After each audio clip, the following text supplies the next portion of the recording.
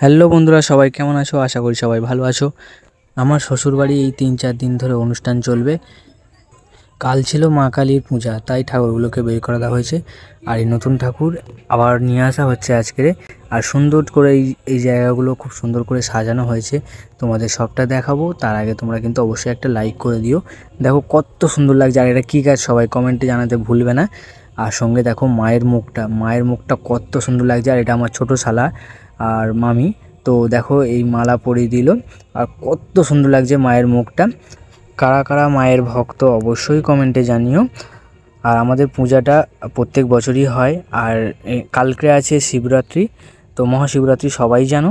তো আজ এই মায়ের বরণ হচ্ছে, আর সাথে সাথে আমরা কিন্তু গণ্ডি দিচ্ছি। আমার ওয়াইফ মানসিক করেছিল, তো সেই মানসিক চুকাচ্ছি।